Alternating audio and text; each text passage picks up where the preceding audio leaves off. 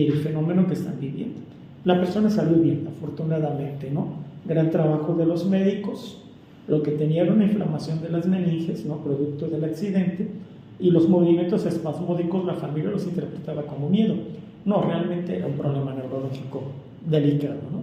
Entonces, el campo, un psicólogo social puede estar dentro de una escuela, que fue lo que yo hice, ¿no? Puede estar en un consultorio psicológico, que es lo que hago, y puede estar dentro de una fábrica, como si fuese organizacional, con respecto a los organizacionales, ¿no? Que también tienen su propio campo. ¿Sí? O sea, no es que sea un todólogo, tiene que ver con cuidado su perspectiva. Ok. ¿Y cuáles considera usted que son las habilidades más esenciales que tiene que desempeñar un psicólogo social? No sé en otras áreas, ¿no? Pero lo que sí es que tiene que ser alguien. A veces hay un mito, ¿no? Como el psicólogo social es una especie de. Es muy sociable. No es cierto. No es cierto. Ustedes conocen a la doctora Magnolia, ¿no? No es que no sea social, es una persona con una gran capacidad de análisis crítico, ¿sale? Y cuando trabaja en Hopelchen, el director, cuando hacen cambio de director, un ingeniero Fernando me dice: psicólogo, hay un grupo que no tiene nada que hacer, no vino el maestro. Digo, pues qué bueno. No, psicólogo, vaya y hable con ellos. Le digo, ¿y qué les digo? ¿No? O sea, no tengo motivo, ¿no? ¿Qué voy a hacer? Y me dice, pues entreténgalos, ¿no? Y yo le dije, bueno, pues y me dice, ¿qué está haciendo? Digo, soy el payaso del circo, los voy a entretener. Y me dice, no sea tan sensible. Le digo, es que no soy un dinamólogo, ¿no? De hecho, estrictamente hablando, no existen las dinámicas grupales. La dinámica la tiene el grupo. Lo que tú aplicas son técnicas que potencializan las dinámicas grupales o las inhiben, ¿no? Que tampoco es una ley, depende del clima del grupo, el momento, de muchos factores. Pero, ¿qué habilidades tiene? Más bien ahorita dije cuál no necesariamente tiene. Tiene que tener una habilidad de análisis cuidadoso, ¿no? Sobre la realidad en la cual trabaja. Tiene que tener capacidad de diálogo.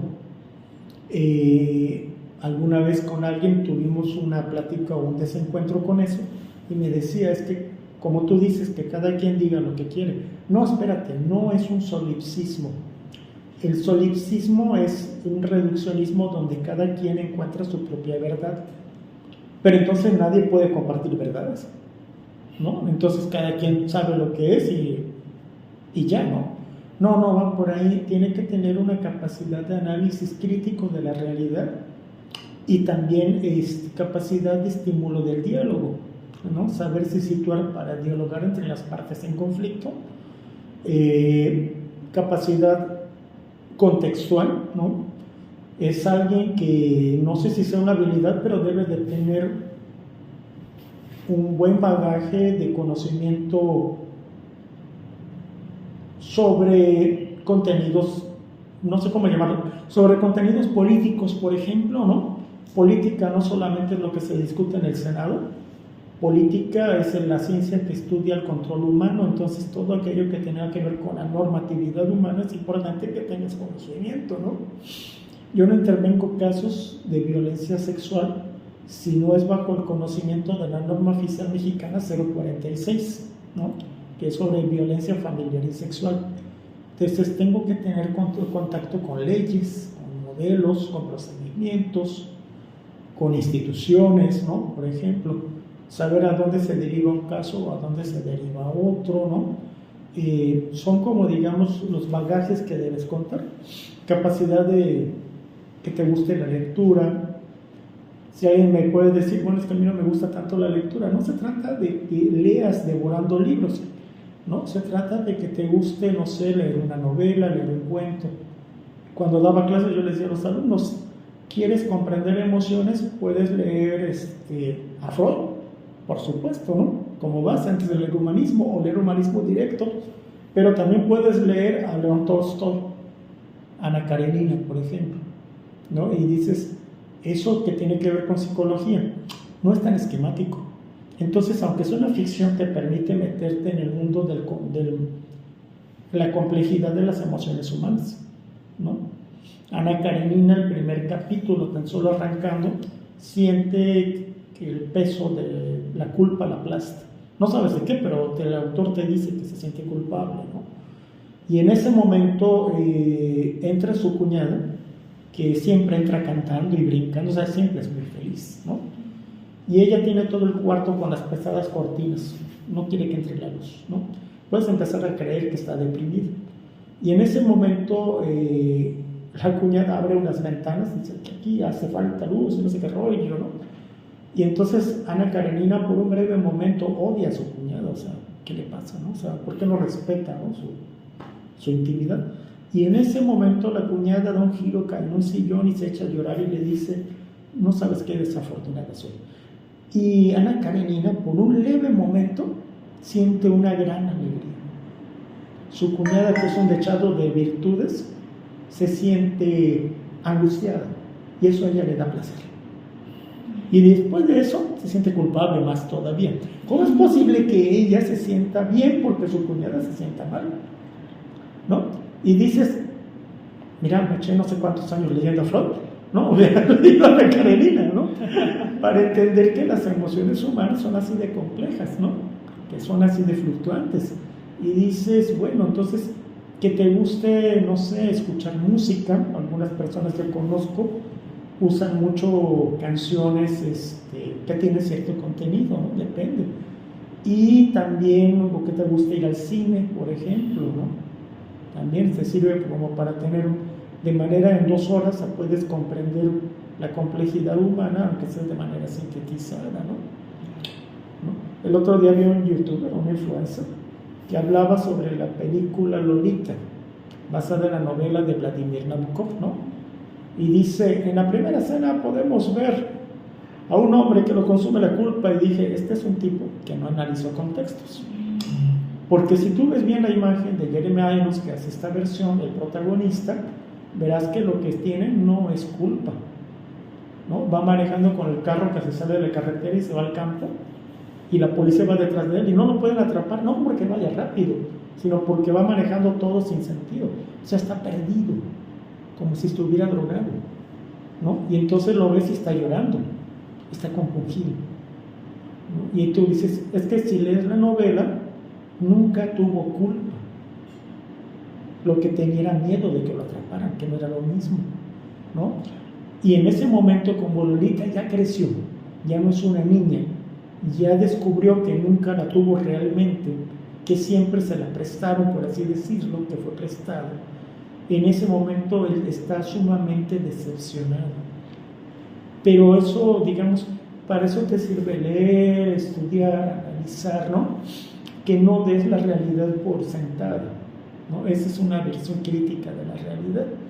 Entonces, por ahí van, digamos, las habilidades que yo creo que debe de tener un psicólogo social. Bueno, ya nos platicó un poquito de su formación. También otra, perdón, última, paciencia. Mucha paciencia. Sí, los cambios sociales son muy lentos. Muy, muy lentos. Sí, dígame, perdón. Bueno, Han ya nos contaba un poco de su formación en todo esto de ser psicólogo social, pero quisiera que me desglosara un poquito más,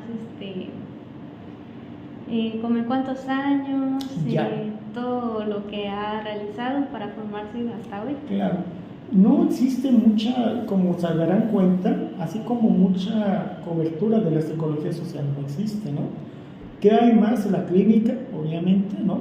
La educativa, que depende mucho de ámbitos institucionales por la demanda, ¿no? Quien lo paga, ¿no? Suele ser el Estado, no es el único, ya hay más gente ahorita que trabaja áreas educativas independientes, ¿no? Organizacional, hay un foco de formación aquí en el sureste por Quintana Roo, ¿no? Y Yucatán, porque nosotros no tenemos un alto turismo. El turismo está más en Quintana Roo, ahí sí hay una búsqueda permanente de psicólogos organizacionales, ¿no? Aquí lo hubo cuando creció el fenómeno de la maquila, porque éramos parte del equipo de selección de personal, ¿no? Y selección y capacitación de personal, pero...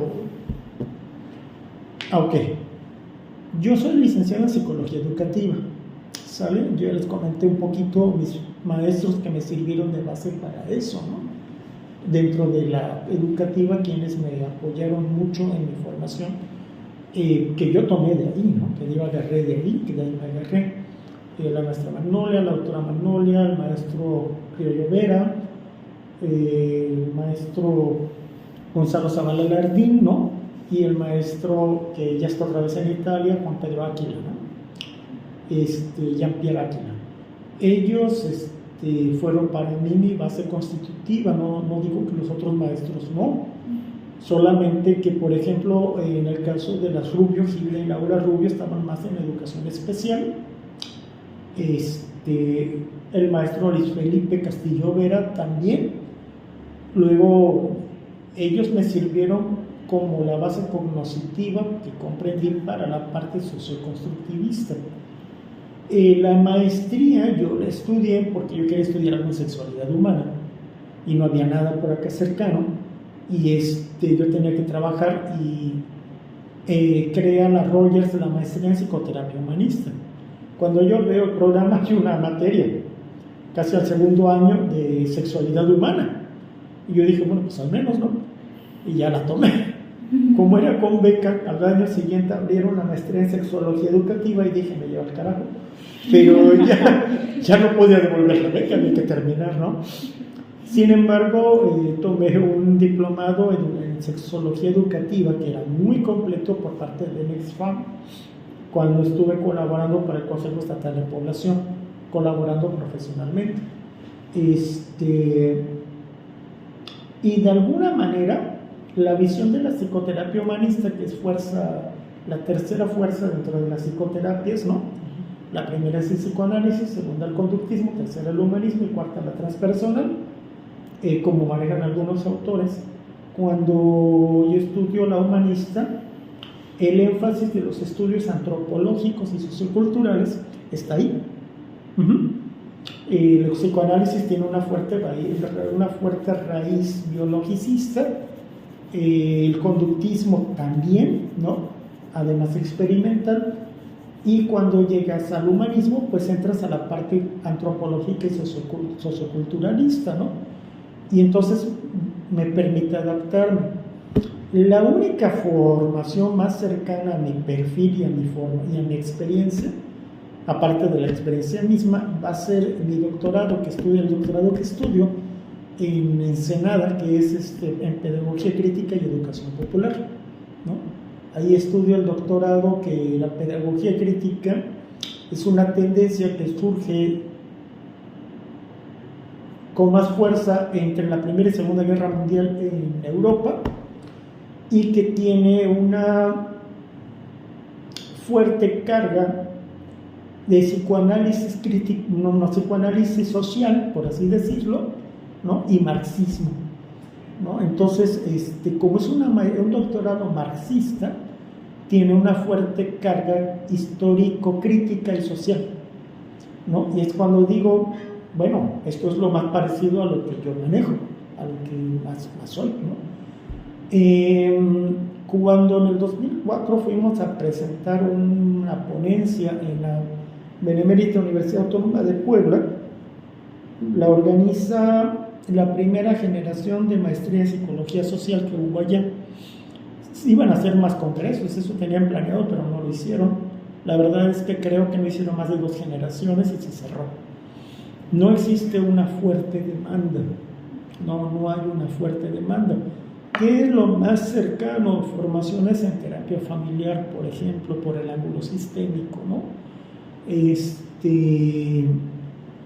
Alguna vez la universidad, un instituto de Tabasco, quiso hacer maestría en psicoterapia comunitaria gestáltica. Está interesante.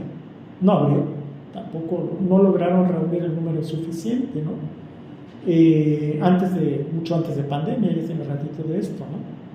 ¿Quién sí maneja psicoanálisis social? Y lo manejó sistemáticamente Argentina, ¿no? Ellos hicieron una escuela con José Coeli de psicoterapia, psicoanálisis comunitario social, lo cual es una envergadura muy grande, ¿no? Algo muy, porque además ellos sí lograron crear cierta escuela. Entonces acá es difícil. Cuando yo quise estudiar mi objeto de estudio para doctorado, Lo más cercano que encontré aquí fue el Colegio de la Frontera Sur,